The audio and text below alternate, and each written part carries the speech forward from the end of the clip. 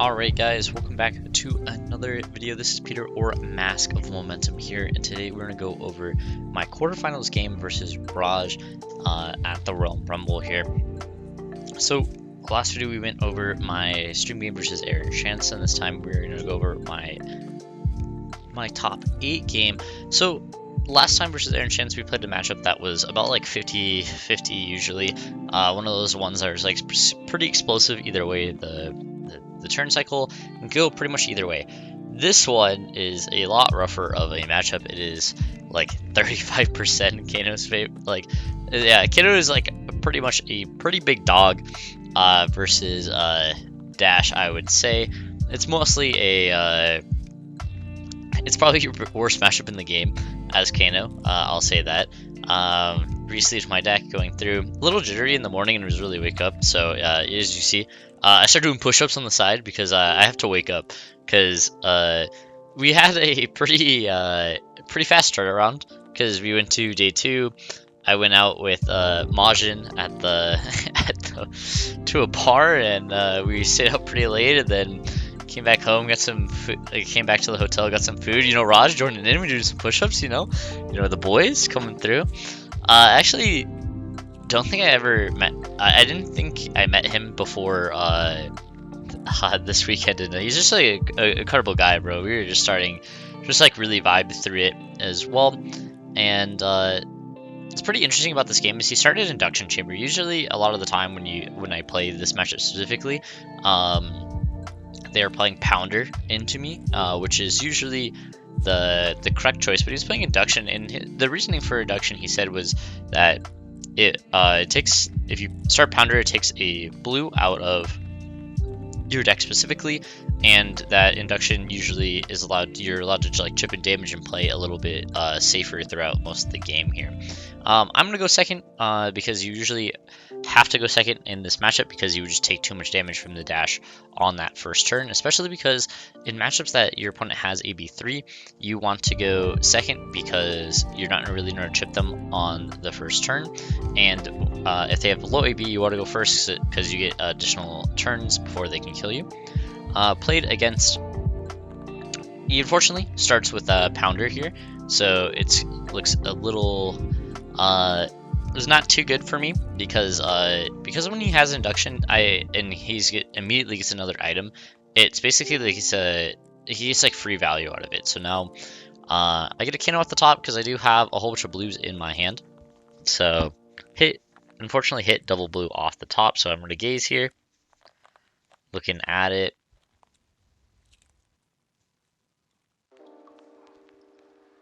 Put one on top, one on the bottom here. The gaze is going to go back to my hand.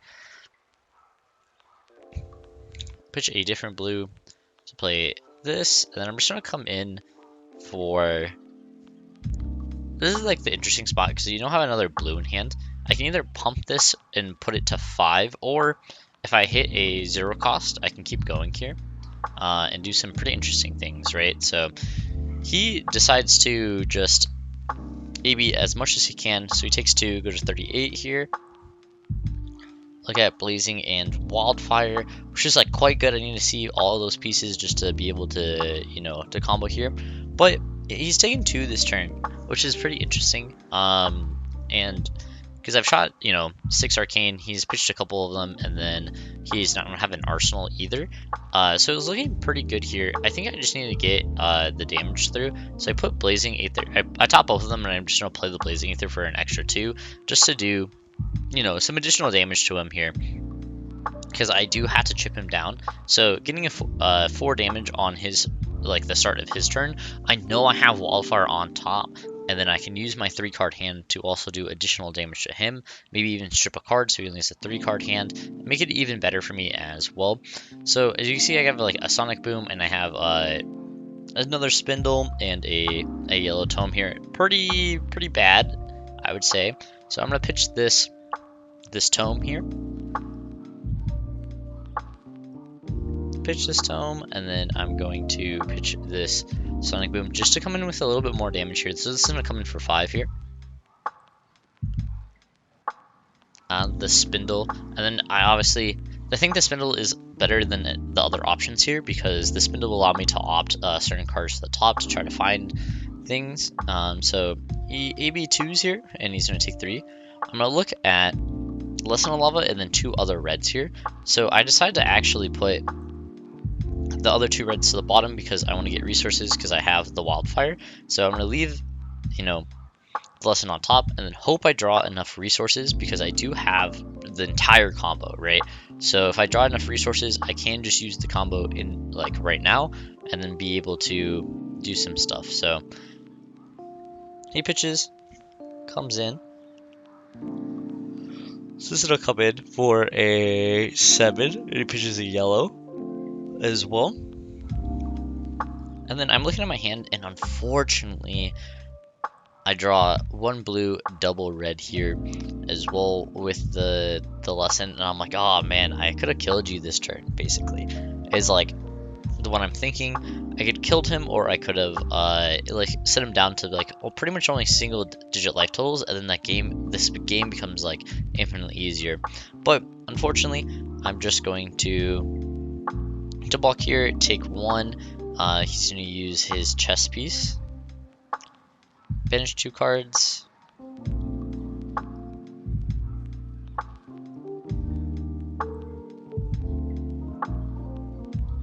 Then he's going to shoot pistol. Go again. So this is what he was talking about, how where you can, if they block, you can get additional damage pretty easily through there. And I just keep the blue and then the lessons in my hand here, so I can just go for 4. And basically, if he AB3s here, he takes 1, goes to 32, and then I'm going to get another lesson in level on top, which he does. He pitches the blue, take 1. So I'm trying to chip him a little bit more, and then I'm also still trying to set up this wildfire combo that I have already in my I already have in my arsenal. Just trying to see what moment I can to use, because if he overextends at basically any point, or I would do basically anything less than a blue pitch of resources that he could have is what, and I have enough resources obviously, because if I had enough resources I would have just played it on that previous turn and just been like, boom, I'm going for it right now, right? That is something that you do need to be able to play around and do need to do, because if I had double blue, say I had double blue, 1 red, one yellow, like on the lessons, I would have went for it on that turn, right? No matter what, even if I got him down to like 12 or something like that, the range of him being at 12 is significantly higher, like to do well for me, because like you can just play, you know, hopefully play a 2-2 game from him being at 12 to try to trip him down to single digits, and then try to explode if he ever, you know, he has to make up a lot of ground at that point. So it is quite good. So we're here, even though he has like this pretty insane start here with getting the extra item on turn 0, I'm still in a pretty good position here, right? I have this lesson in hand, and then I have the wildfire and arsenal. Unfortunately, I'm also looking at this hand, and it's not doing it, right? I just have a whole bunch of yellows in this hand as well. Don't have enough resources to pay for everything, so pretty much thinking a little bit on here, which I should be keeping. Do take the 6 here. And allow him to, yeah, take 6 and allow him to keep going on this here. I see that payload here for the dominate, and I kind of think about it for a little bit, but he does have this zipper hit coming through, you know, boosts as well, coming in for 4.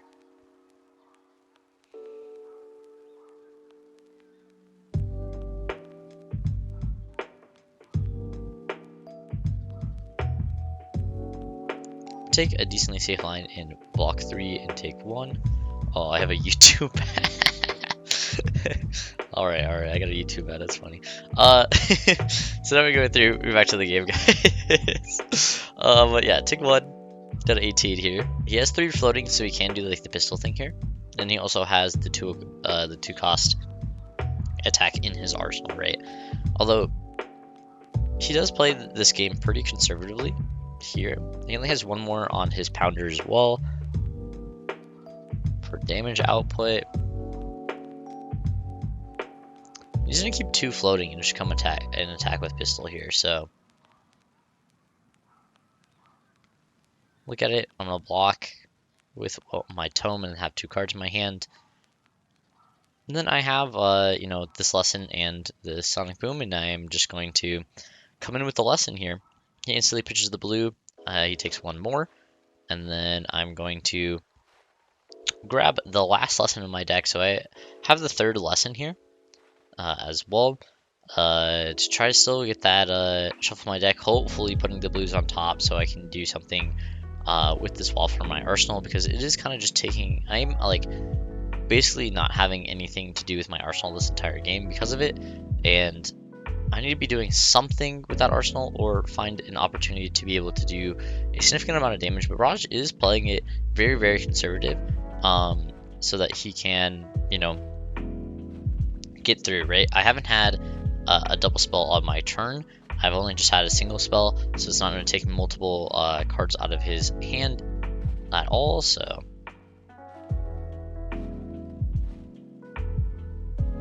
put that lesson on top.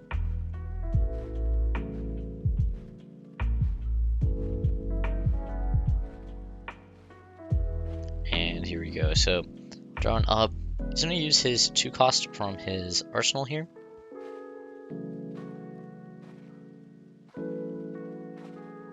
It's going to come in for 7. This is the last tech low pounder too, so the equity of his pounders are quite low.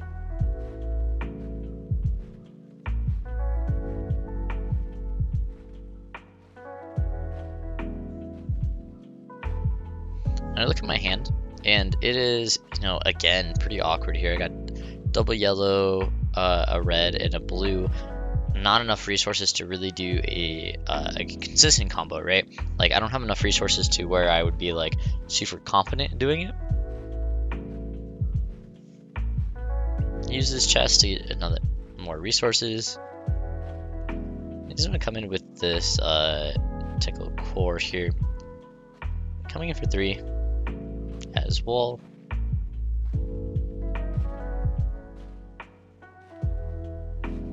It's a block with 1 equipment, so I block with the nodes here. And just kind of thinking what else I can do on this turn. Kind of thinking if, like, can I just take this 3? If he gives me, you know, gives me another card, it'd be really good for me as well. Like, if he attacks with the last card in his hand, or he kind of like loads these pistols as well, like I can do some amount of damage. I can do like a minimum wildfire combo. Maybe I can use all my resources to do, you know, wildfire into a random spell off the top. Something like that I also can do here. So but he is he's just gonna break the chain and pass back over with 1 card in his hand plus 2 resources, which is pretty interesting to me. I finally get to have like a 4-card hand at the end of this game, and he's gonna keep basically a 2-cost attack in his arsenal. He's been pretty safe with like what he's been doing as well. So he's been trying to enact the same plan of basically just coming in with, you know, an attack, like a 2-cost from his arsenal, using the pounder. It'd be pretty good. Without the pounder, I actually would be like 6 points higher at like 14, and it would have been pretty interesting to see if I could, like, obviously I can play with my life total a lot more. Like, the range that I'm in the game is a lot higher, and I could be able to chip for, you know, more additional turns here. So I'm kind of thinking, do I do anything on his turn? What is my play on my turn? I have to thinking a lot on this game specifically, because the margins versus dash is like so unlikely, and they're super hard. Like, dash is always one of those matchups for Kano that it's not as straightforward, because dash has AB3, has a lot of pitch to pitch into it, and is allowed to have all these pretty good damaging spells as well. Cutting out like combo math currently, counting the amount of blues that he's had, right? Because, you know, we do get to know deck list beforehand, and he's playing a significant amount of blues, right? He's playing like 24 in pretty much like 24 against me as well. So I've counted, he's pitched like, you know, I think he was like 5 at this time. I've seen a couple in his banish. And obviously there's one more right there. So I'm like, okay, there's like a decent amount of blues out, but there's still a lot of blues left, you know? So I let him have the pass, and because it's not that good for me to respond on this turn. And I'm at 8, right, to 31, so in a little bit, need him, get him to like, basically, if I can get him to a point to where if he AB3s the wildfire and still dies, that's where I need to get him at, right? So that really depends on, like, you know, what... It depends on a couple things, right? If he AB3s my wildfire, that comes in for 6, he's going to take 3, and then whatever the middle spell is, say it just comes in for 6, so he's taking 9, so it's doing 21 damage. So I need to get him to a point to where, like, if he's at 21 or lower, I will always, you know, I always get him. The Sonic Boom hits another wildfire here, so it's going to be the third wildfire because I have one in the arsenal when I'm pitching, and then this is the one I'm playing here. So I get him down to 26, which is, you know, if I need to get him to 21 through the AB3, you know, from like the regular combo, like 26 is almost there, just need to do 5 more damage. But he is coming in, you know, I only have 8 life, so I can't really play too much, you know, life total as well. So here he's coming in for 5. I got 1 floating, 2 cards in his hand, and I got to make a decent amount of decisions here. I forget what's specifically in this hand here, but he has 2 more cards left in his hand. I don't know what if he has like reds or yellows or blues, but I can always reassess later into the turn. I'm also doing math right here as well, because I'm just kind of thinking like, all right. If he ABs3s the first, it's 21 damage, but is there any way I could sneak that extra couple damage? Do I have, like, I know I have Red Flare in my hand, but but I don't have a Blazing, or I don't know where there's a Blazing. Is it too bad to take out equity in, like, certain places, you know? That's also something that you have to think about, like, during these games, right? So I'm just going to take 5 here, go to 3. So 26 3, and then he actually just passes with 2 cards up and a resource as well, which is pretty interesting to me. So basically, I don't have enough. I can get baited into like going for it, and then he could just if he does the math and then he can't die, then it's fine as well. So go to my turn. I have another 4-card hand, and I'm just trying to find action off the top. I hit an E-pot there, and then now I have a decision to make. I have red. I have the lesson, I have the blue, and I have the red flare in my hand, right? And I really wanted to hit a spell off this first Kano and not this E-pot, because I want a red flare, I want to send another attack, so he's 100% going to, you know, AB the flare because he would just take too much damage, and then I send the other, you know, arcane spell, and he either takes a significant amount of damage, or he gives me a second card, and then he only has 2 cards in his hand plus his arsenal if he gives me the second card, and then I can keep the lesson allowed in my hand. But I hit this E-pot here that's not, you know, not doing me too well. Here, obviously, setting up the E-pot, and I'm thinking, like, do I just, like, play, you know, do I just play my lesson? Do I, like, I could play the lesson and grab, like, Blazing specifically off the top and hopefully draw some resources, and I have, you know, Tunic on 3 and my E-pot. Do I Kano again to try to hit a spell off the top? Because if it's like a 1 cost, then I can kind of pay for, you know, I can use Tunic to pay for my 1 cost and my red Aether Flare, then I can still double spell on this turn, and then have Wildfire come up as well. I just don't want to give too much equity, right? Because if I can keep my Tunic, or if I can keep my E-pot for the following turn, I just have to I'll have so much more resources, so the combo is way more consistent, right?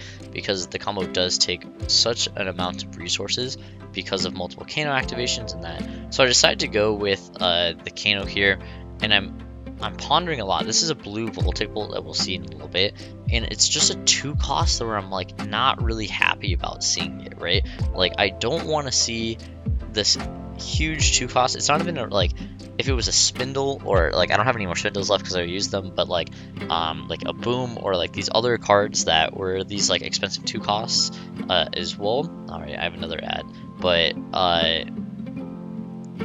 basically it's like I want to see like a Swell Tidings. That's going to do 5 damage. So like these spells are going to do a lot if they're going to be the 2 costs to give up. You know, I have to give up, you know, this E-Pot, right? Basically, if I'm going to be able to play everything, because I need to pump the Flare, because if you just AB3s it, it doesn't really do anything for me as well. So he has a 4-card hand. He's like trying to draw enough blues to be able to like keep going here. So we look at the bolts, and now I'm just thinking like, do I just, you know, do I keep the red flare in my hand? Do I just come in with the bowl? Or I lose basically an action point in 2 cards, and you know, I lost all this life to like basically not do much. So you're pretty coaxed in to, you know, playing a decent amount of this hand here, right? I don't want, like, I've been trying to set up this lesson with this wildfire for like half the game at this point, and I finally actually just pitched the 3rd one to come in with the flare for 4, because obviously if he doesn't draw a blue, it's super good, and he's always going to tax the blue, so he'll only have a 3-card hand plus the card in his arsenal. So it does have the blue here, so it does take 1 to 20 to 25, and then I'm going to crack that E-Pot and then come in with the blue Voltic for 4. So he's going to go to 21. And what was that number that we were talking about earlier with after he, you know, after he ABs the wildfire? If it just has a blue pitch on the wildfire, we're looking at about a 21, right? So, and then now we get to like one of the most interesting spots in this entire game, where he pitches a blue to come in with high octane, and I draw double E-Pot. I draw quad blue, right? 2 E-Pots, 2 blue pitches here, and he's gonna draw a card off this high octane. If he basically, like, the thing I'm worried about here is if he, you know, he comes in with a, you know, a boost attack and then has, you know, either a card in his arsenal or 2 cards in his hand, and then he starts like doing all these pistol stuff, I'm pretty much dead here. And I'm wondering, you know, what's the likeliness of him having a blue as well in his hand, or doing anything else like that, right? So I was like, okay, well, if I respond here and I strip like these resources plus whatever left in his hand, what realistically can he still come out with? Because he's at 21, right? So if I find blazing, if I find like a series of spells to do a whole bunch of things, it is quite good for me. So I Kano, see a prognosticate, right? I just don't want to see, I didn't want to really see like a blue card on top. I was really hoping it was a red card of some kind. Maybe if it was a blazing, it's always really good, because now he's very fearful of what I could have for the following of this chain, right?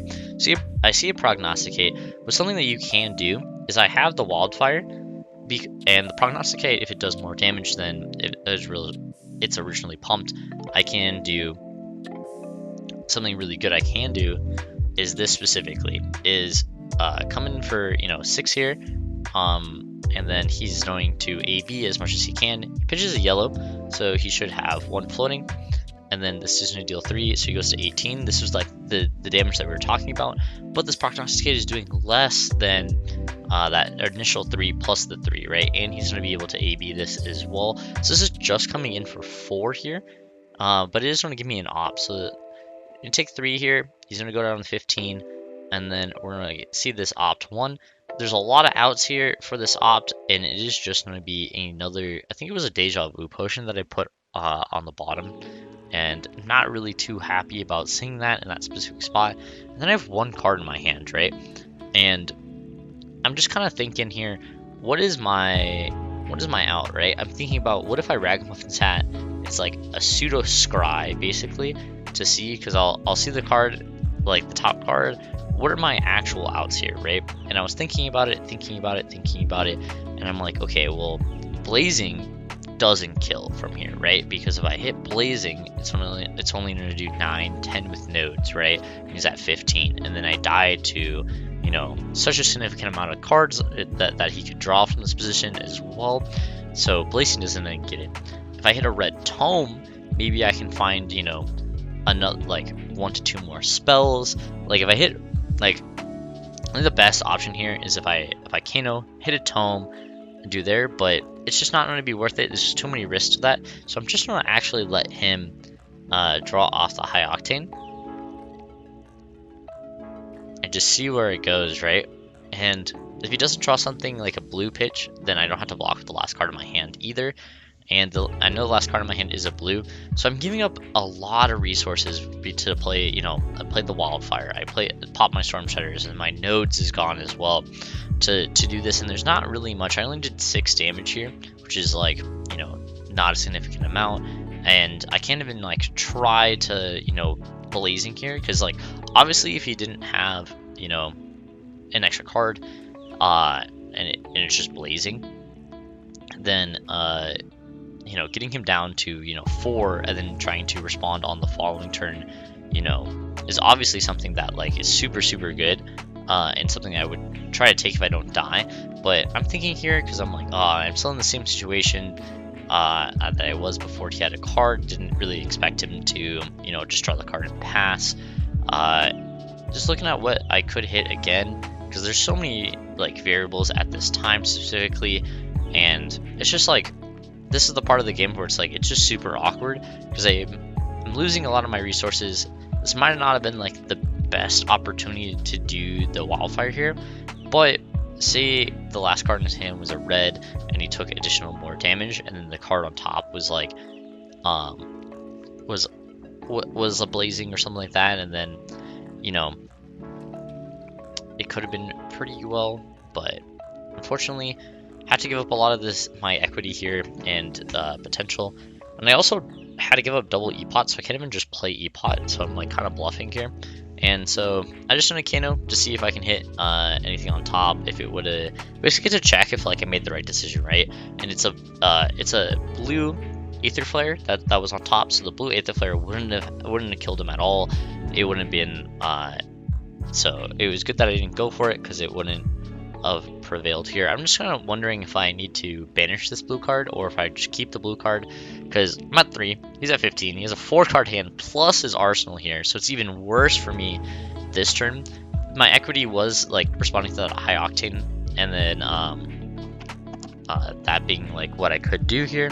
So he actually has another high octane and a core, so he just draws back to back basically the same hands. But it gets a little bit worse for me specifically here, because he gets to draw the card, and then he has so many cards in his hand, which is hard. So he's going to double boost here, and he has 2 cards in his hand and 0 floating, but he's going to get a whole bunch of action points. I can't, I basically can't, I can't do anything besides like hit the Kano button. So, you know, pray to the Kano gods, you know, activate Kano here, and take a deep breath. Hopefully it works out, you know, rub it for some good luck here. You're in top 8, and ooh, it's a good one. It's a red toe. We were playing around because it was pretty funny. It's like super early into the morning, so like we're like the only people like awake at this time. It's like 9 a.m. We've already got through deck checks in the morning. Didn't get much sleep last night, but you know, woke up from some push-ups right before this game, get the blood moving. Hit double blue off my tome. That's what you like to see here. So I got a whole bunch of cards in my hand. I'm gonna Kano again. I'm gonna rub it for good luck. See what it is, and boom, it is a gaze. You know, gaze the ages here, and I get an op 2. I see a blue and a yellow in the yellow tome. Another great hit, so I put him back. Gaze to my hand, play gaze, flip the tome, use the tunic resource to play the second tome of this turn to draw 2 more cards. See, it's another blue because I know that one, and it's another blue. So hit double blue off both tomes, which is really good. Obviously scryed one of them with the other gaze. And then I'm gonna Kano here. I got a whole bunch of cards in my hand. And look at it. And I sink into the chair. It's not looking too good here, folks. I got like 6-7 cards in my hand after these tomes. And I hit I. Oh, I'm devastated. I'm laughing. I can't believe in my camera game in top 8 I hit I video off the top. Raj is I'm laughing so hard. I'm leaving it there. Can't really do much else. I got a whole bunch of cards left in my hand. Raj is pumped, bro, because I'm like, yeah, I'm gonna leave that shit on top. Yeah, I had 6 cards in my hand when I activated this. Basically just trying to hit, you know, a flurry of spells to try to do anything. I'm gonna Kano 3 times here. And then I'm going to activate Crucible with the last blue. So I only do have 1 card in my hand, but I have 2 floating. I'm gonna use, use my Ragamuffins. I know there's Eye on top. And there's a couple of decision points here, right? Because I could have, Kano'd 4 times and not used the Crucible, and then I have 1 red Spell Tidings in my hand as well, which I'm, have the decision of putting on top and the bottom. I could put it on. He has 2 cards in hand. Swell does do 5 damage, so it is a pretty significant amount of damage that I can do with Swell, right?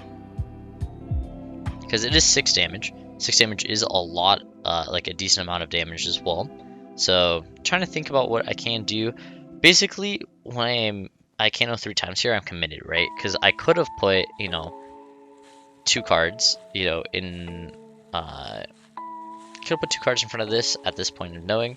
So I do put the Spell Tidings back on top, and Kano. The second Kano hits a Potion of Deja Vu, but I don't have an intense amount of cards to get out of this. I just have a gaze. I'm kind of counting if I and then opt a whole bunch of cards. I'm letting the Deja Vu resolve as obviously, but do I have enough to get out of all the blues as well or not? Because it is just going to be one of those times to where can I get through this pitch deck, right? I have 8 blues in the pitch currently. I'm gonna let that 3rd one resolve, and it's another blue Scalding Rain. Not the hits that I wanted to see off of the other 2 Kanos, right? Because the Deja Vu and then the Scalding, just they're not doing it. That's not. I have I'm only doing 7-8 damage, and he's at 15 with 2 cards in his hand. I'm nowhere close to killing him here. I need significant amount of help. I need to hit a blazing, to hit a lot of the other stuff. So I just have to Kano here with the last card. I am gonna opt to. That's what I drew. Trying to see, and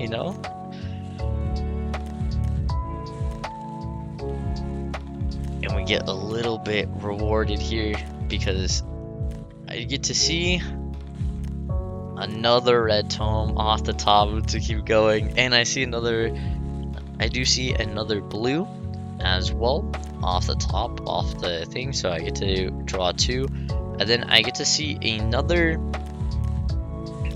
red tome as well. And the thing is I'm looking and I'm can I get through my pitch deck? Can I get through my pitch deck, right? I have I have a gaze, but I just have a significant amount of blues that don't do anything currently, right? I have 9 cards in my pitch deck here. If I pitch with this red tome, I go to 10. I put all the cards back. I get to put -1 because of the red tome, and so I'm at 9. I draw 2, go to 7. I can put 5, put 2 to the bottom, hit the gaze, we go to 4. Gaze 2 cards to the bottom, go to 2, but then I'm still looking at 2 more blues. Which is, not going to do it for me, right? So we're at a pretty weird situation right now.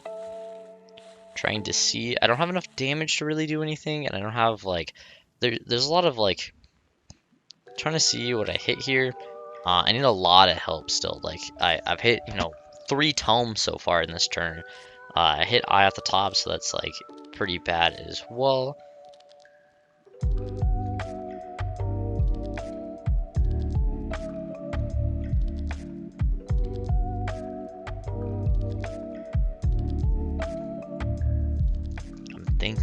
I'm thinking.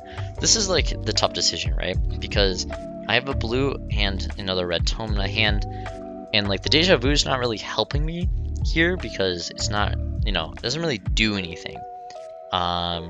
Because I can't get through my pitch deck because there's so many cards in my pitch deck already.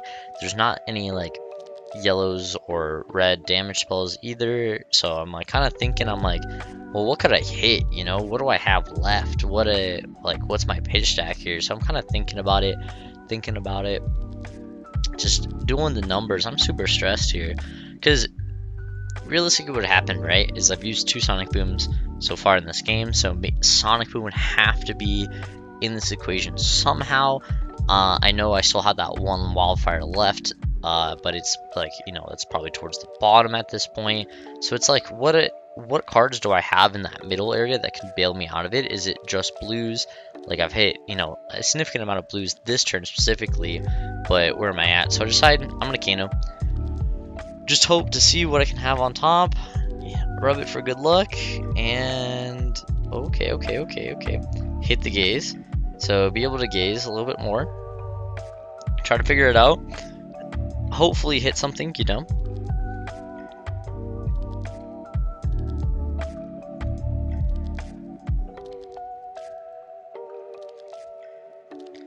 Gaze, look at it, and it's a red spell timing and a blue, which doesn't really help me too much either.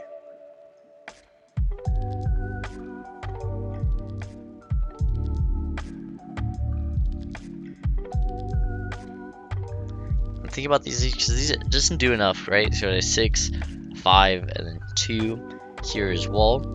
So there's just not enough damage here as well. So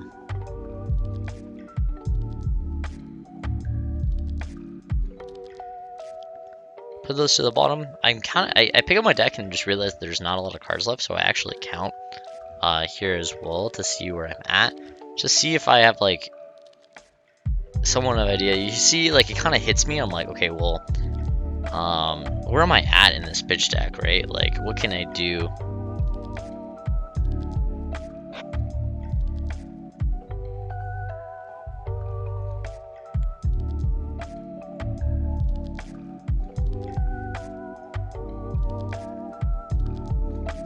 So basically, this is where I come up to where, like, okay, I have 25 cards left in my library. I know so many cards on the bottom of my deck, right? Be from the last time the last couple turns, right?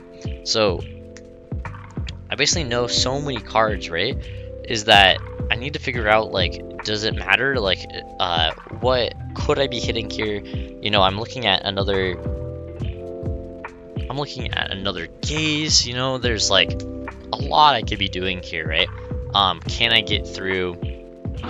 Like here also, it's like, can I get through, you know, my pitch deck, right, with this deja vu, right? I've, like, you know, I now have the second gaze. I have, you know, an eye to opt. I have this tome to draw cards with as well. Like, there's just a lot of like, right now I have, you know, 10 cards. I can go to 12 cards if I pitch both the cards in my hand, like the red tome plus the gaze. And I have, you know, opt 6 and draw 2, so that's 4, 5. Like, that's basically, I can go through 10 cards and I still have 2 left. I have to Kano to see. I don't. And I'm like, ah, this is not really doing it, you know? So it'd be just another damage spell here. It's going to be a blue Emeritus Scolding, which that is not enough damage at 15 either.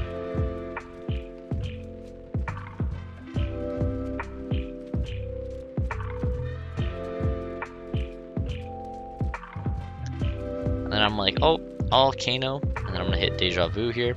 But like I'll say, this is kind of, I'm kind of thinking about it if I can get through it here. But I can basically I can use these blues. What I'm thinking here is I can use these blues to put all this back on top of the deck, filter through these blues to get them out of the way, and then hopefully be able to strip the last 2 cards from his hand. Because something that I can do here is if I can, you know, if I use 1 card to send, you know, the spell tidings, and he has like double red in his hand because he thinks like I can kill him if he doesn't like pitch both of them. So he pitched like double red from his hand to take 4 and go to 11. I can then send the other 1 cost and then block with 1 card and Tunic and hope the card in his arsenal is in a 0 cost, and I just stay, go to 1. I've dealt plus 6 equals to 9. I've gone through a lot of these power cards, but I'm still like, there's still a lot more cards that I could draw left in my library here. I will definitely be able to draw, you know, a decent amount of blues because I can stack the deck on there. So that's what I'm kind of thinking about. I have another ad. How many ads are in this this YouTube video? But as we can see, I'm looking. It's not, you know, it's not looking too good if you actually do the math behind it, because there's 12 cards and I can't really, you know, filter through all of them. And I'm just seeing like, okay, what amount of damage can I do here, right? Because it's going to come in for 6, coming in for 10, coming for 12, so it's not lethal on the stack, right? Because it's only 15. The only way I could get out of this is, the thing I'm thinking about here is if I can get through every single card in this pitch deck, and then have, you know, one extra like Kano activation to hit Blazing specifically, and say he doesn't, you know, I spell Titans for 6 and he's just like, well, you have to show me more, and he takes 6, goes to 9, and then I shoot like another spell, and then I can somehow cheese the game with Blazing. That's gonna be something that he'd be worried about. So hopefully I can, you know, strip extra cards. Just trying to figure out like what is the way for me to get through this entire stack of blues, because this is now the situation where I'm thinking about it after activating the Deja Vu, because I can't really, the top card of my deck can't really save me no matter what, because it's like I've drawn the third the third tome, right? So the third tome with the Deja Vu is just gonna allow me to get, you know, blues to be able to pay for everything, because it's gonna cost, you know, 2, 4, 5 resources to pay for, you know, the spells on the stack. I'm gonna use, you know, the red tome. I'm gonna draw, I'm gonna use the eye, I'm gonna put the 2 cards to the bottom, it's gonna be gaze, I'm gonna play gaze, put the cards to the bottom, pitch the gaze, it's gonna be the other gaze, and I'm gonna put the cards to the bottom, and I'm gonna get the gaze back. And then now I have two blues on top that I know about here, and then this is where I really have to hope that it's like the more smoke and mirrors that I, you know, I've done a whole bunch of like game actions, you know. I've opted 6 cards to the bottom. I've drawn an additional 2 cards, you know, in this hope that he thinks that I could potentially have something on top. So I'm going to, you know, pitch a card, come in with this Swell Tidings here.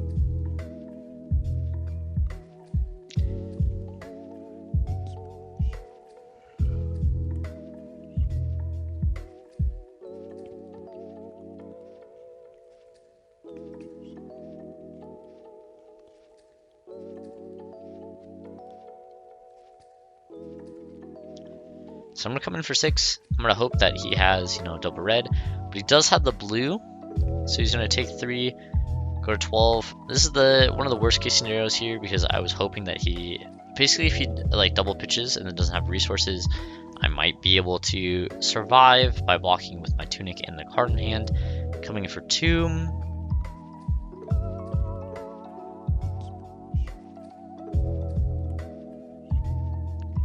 He's going to take 2, go to 10, and writing's pretty much on the wall here. I'm pretty dead, but so I was hoping that he would pitch all these cards so I could maybe survive one more turn.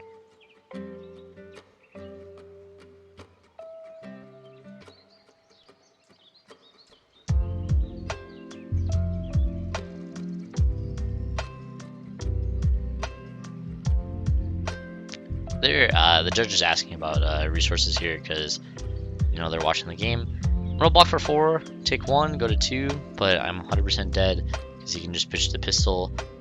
He's gonna use his there, and he's gonna come in. He's coming with the payload there, and I unfortunately lose this game. There's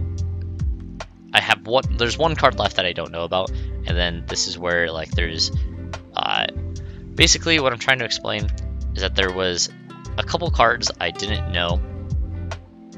Basically, when I pitched, when I get to my pick shack here, here, let me try to pause it at the correct time when I start drawing these cards. Here, 1, 2, 3, 4, 5. So as you can see, when I counted my deck at 25, I actually the only thing I don't know is like 6, 7 cards in my library, but I know everything under it, right? And the cards that I don't know is like, there's a couple blues. So there's Sonic Boom, Yellow Tome, Blazing, which is 3 cards, and then all the rest of them are blues.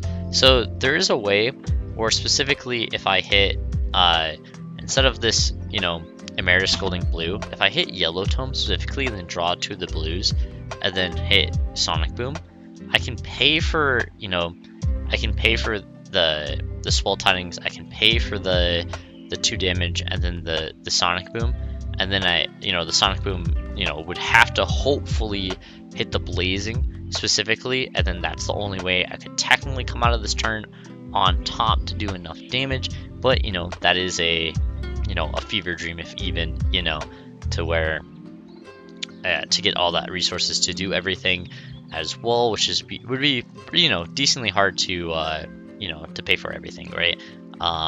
But it could have happened, but it did not happen this time, which is okay. Is as well up in here because he had the red. The last card in his hand is a red, so he takes, you know, 5 from here. You know, pitches the red, takes from 2 from the Sonic Boom, so he goes to 8, and then this goes to, and then Blazing would actually be 7, so it doesn't even kill him. Sadly enough, actually, so you would only go to 1 even if every single card does it right. But, you know, that's what happens sometimes. You know, it was a cool game. You know, it got to draw a lot of cards, make a lot of game actions, and that's always really cool to see, especially because Kano was in top 8. Unfortunately, play against one of my worst matchups in top 8, but hopefully I can remedy and make more top 8s to have more of these fun camera matches in the future. Alright guys, I'll see you guys in the next episode. Peace.